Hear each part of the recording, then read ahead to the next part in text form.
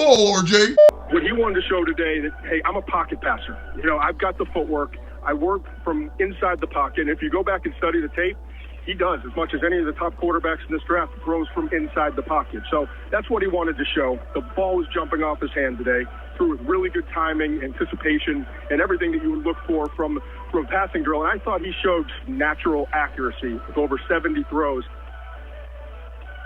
Topic 8, talking about the pro day yesterday. Kyler Murray.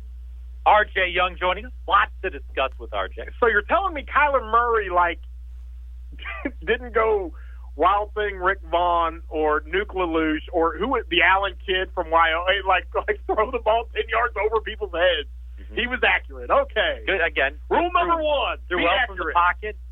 He weighed 205. Other thing, we'll talk. Okay, we'll talk a little bit about Kyler here at the start, RJ, but because there's a bunch of other things that happened at the pro yesterday that I would like to get into. I know we talked about Kyler a bunch, but again, he threw very well.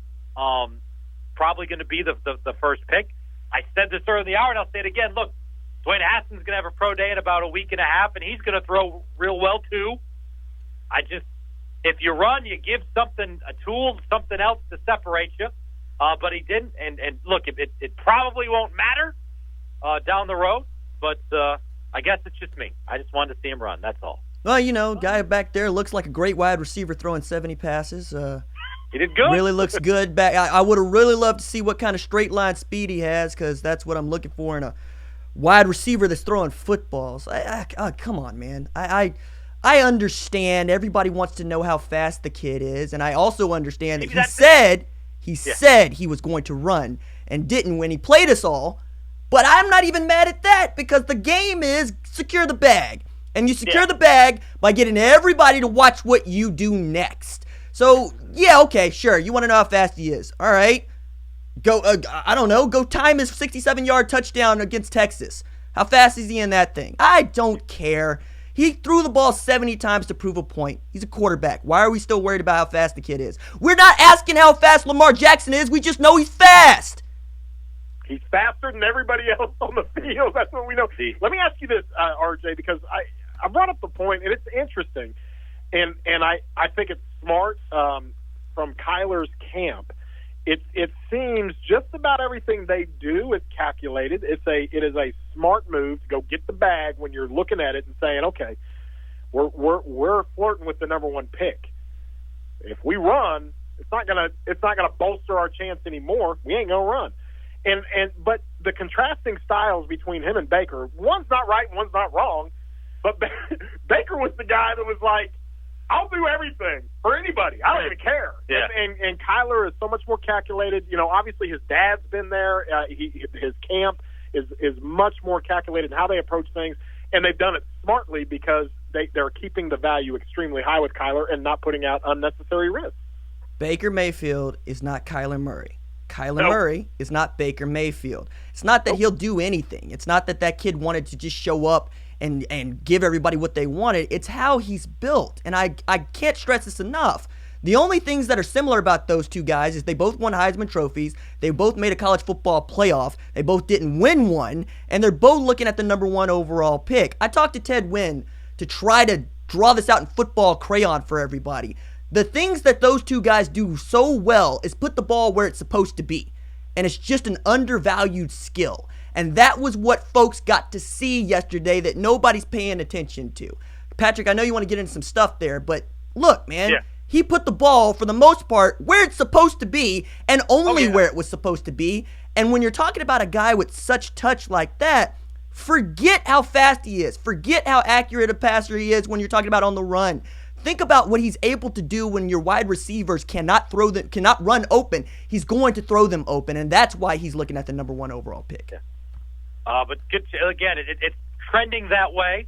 The momentum feels real. Again, it was a much later momentum with Baker Mayfield. This seems to be the more longer momentum. We'll see if it sticks. Here's what I saw yesterday, and I talked about it earlier. And I kind of merged my list. I made a mistake on that, but we saw a few other guys, Curtis Bolton and Amani Bledsoe, who were at the combine, work out. Bledsoe, these are rounded numbers, but 6'5", 287, 4'9", He had 31-inch vertical, 25 reps. Good-looking numbers for a big man. Curtis Bolton probably a little small for a linebacker, 6'2", 218, 4'5", 38-inch vertical. But again, two guys that tested well. I went back to the last couple of years. Last year you had Lampkin, you had Obo, Stephen Parker. The year before that, you had a bunch of guys who we liked out there. Obviously, Jordan Evans is the guy that stood out. Geno Lewis stood out with his pro days. Charles Walker. The point I'm making is all those guys, Beal, Lampkin, Obo, Parker, Jordan Thomas, Walker, Jordan Evans, those are all guys that are either still or were at least their first year on an NFL roster. So, again, it goes back to what I talk about. I'm not going to listen to that this team doesn't have talent on defense. They have talent on defense. They've recruited well. I know Grinch and all the guys they brought in are recruiters.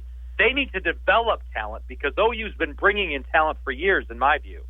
So your long-term point there is that Mike Stoops was very bad at his job. Your short-term point there, Maybe they brought in a ton of talent. You can't tell me they didn't recruit well. They did. Are you trying to say guys regressed when they were on? Hey! No, that's real. That's real. It's jokes and stuff, but Jordan Thomas was looking like a first-round draft pick when he got through with his first year. And then you saw what he did with the cone drill, and you're going, wait a second, you set the record in the cone drill, and your first year at Oklahoma, you look like a world beater, and then you did nothing but get beat? Come on now.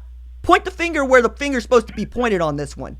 All right? I'm saying it over and over again because I've been saying it.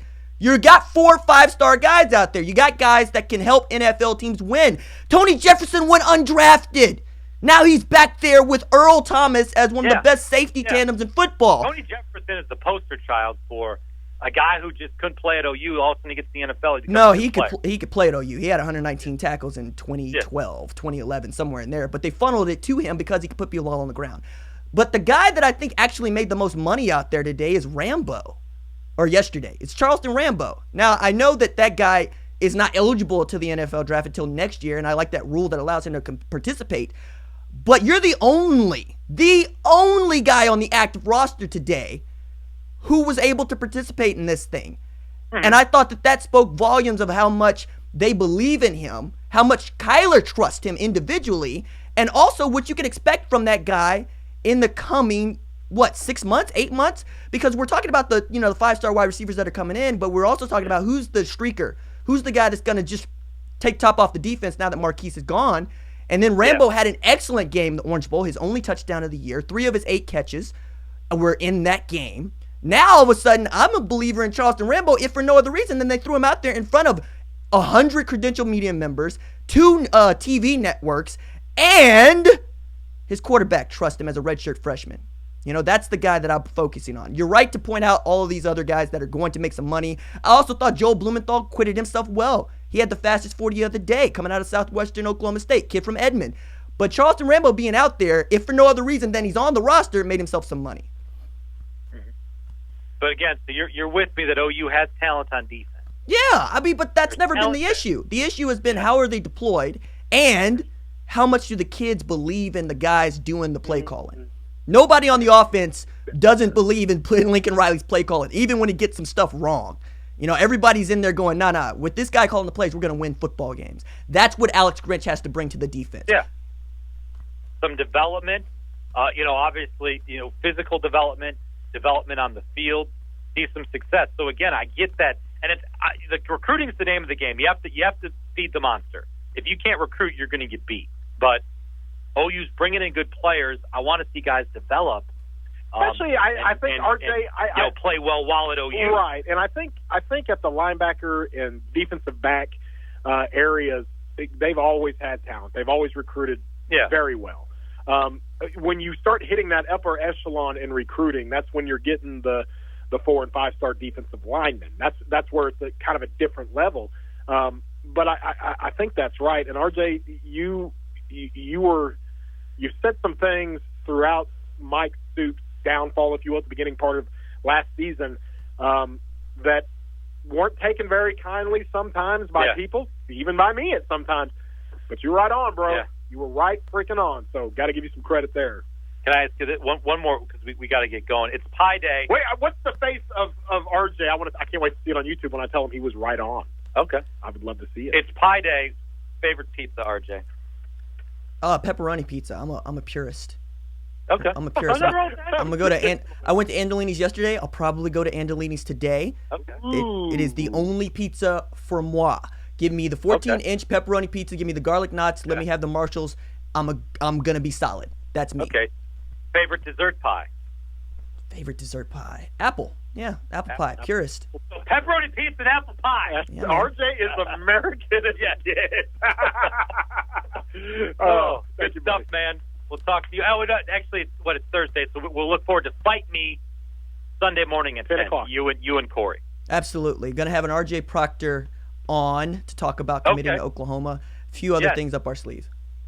Great work. Thanks, man. We appreciate it. All right, fellas. Check them out on Twitter, YouTube, Fight Me.